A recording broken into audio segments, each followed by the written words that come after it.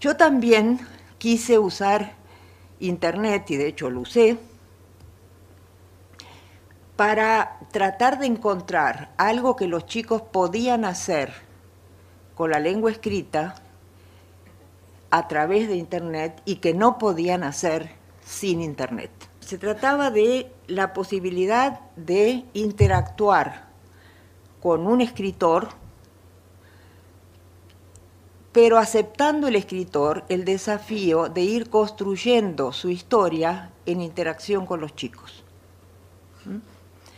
Y con chicos de cualquier país. Bueno, de hecho, instalamos un sitio web que duró casi 5 años, lo cual es mucho tiempo para un sitio web, que se llamó niñosyescritores.org. Intentamos convencer a algunos escritores de que hicieran esta experiencia de ir armando, decirles a los chicos, estoy pensando una historia que empieza así. Y a partir de ese empieza así plantearles preguntas desafiantes a los chicos. El tomar esa respuesta de los chicos y continuar la historia, pero explicándole a los chicos por qué algunas de las propuestas sí las había podido incorporar y otras no.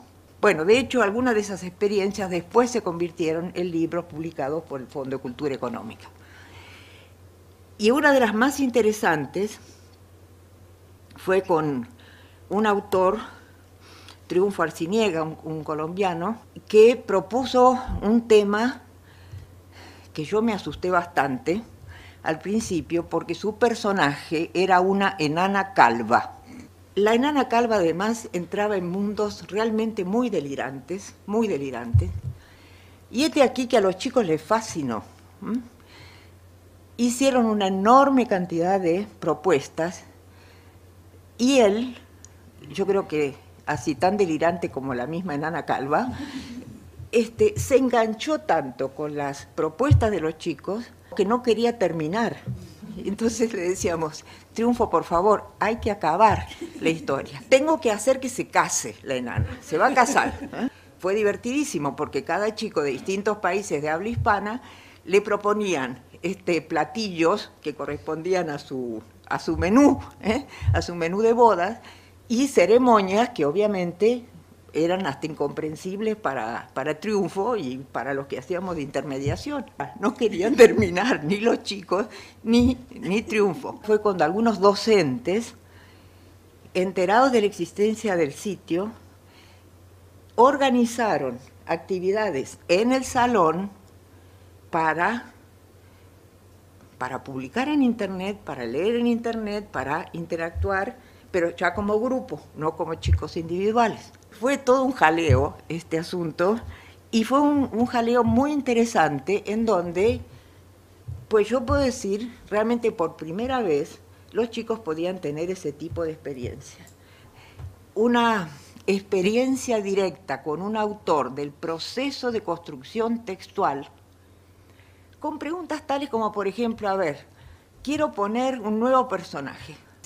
Todo se redefine en el momento en que entra uno nuevo. Que los chicos entiendan que la entrada o salida de un personaje no es simplemente un muñequito que aparece y después desaparece, sino que eso tiene consecuencias sobre toda la trama, sobre las interacciones con los otros personajes. Esa interacción de los chicos para hacerles entender que un texto no sale de una sola sentada, que un texto es también resultado de un proceso de elaboración y que en ese proceso de elaboración la revisión es una pieza clave. Y que un texto, antes de ser convertido en un objeto público, gana en calidad si otras miradas se dirigen al mismo objeto, si yo tomo en cuenta esas miradas y si yo mismo soy capaz de volver sobre mi texto para repensarlo, para hacerlo algo en donde mi responsabilidad como autor se expone al público, y yo tengo que ser responsable de ese texto que expongo al público. Digo esto porque la revisión es una de las cosas que siempre la escuela tiene muchísima dificultad para trabajar, la revisión, y que es absolutamente esencial en la producción textual. Otra parte era que ellos podían mandar sus textos, pero ahí también fuimos un poco distintos de otros sitios. Hay muchos sitios donde los chicos pueden publicar sus textos, pero que yo sepa, en la mayoría los textos son o aceptados o rechazados, sin más, y cuando son aceptados son muy maquillados. Por muy maquillados entiendo, les corrigen ortografía, les corrigen puntuación, como si todo eso fuera banal. Lo que nosotros hicimos fue siempre interactuar con los chicos antes de la publicación del texto, ya sea que el texto estaba muy bueno de entrada o que el texto tenía muchas deficiencias. Por muchas deficiencias entiendo, por ejemplo, un cuento enviado que se llama La vaca voladora, y después la vaca no está. ¿Sí? Entonces, decirle, mira, en general el título tiene algo que ver con lo que no siempre es así. El nombre de la rosa es un caso flagrante de que no, pero en general hay un cierto acuerdo entre el título y el contenido del cuento.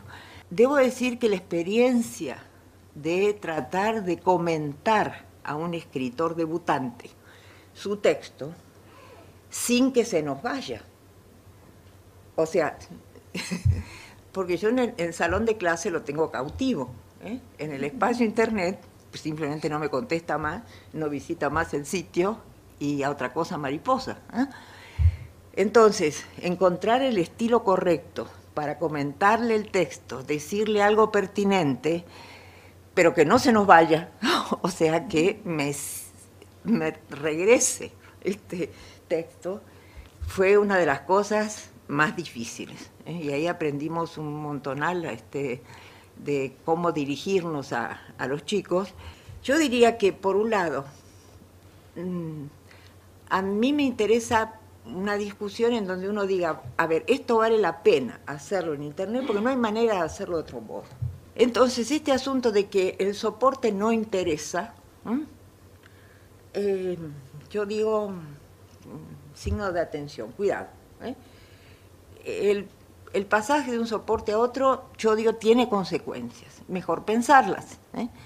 Hoy día, en donde más bien se estima la coexistencia por un tiempo indefinido de estos dos soportes mayores, y en donde algunas cosas seguramente las vamos a leer fundamentalmente en una pantalla y otras cosas muy probablemente las vamos a seguir leyendo en papel.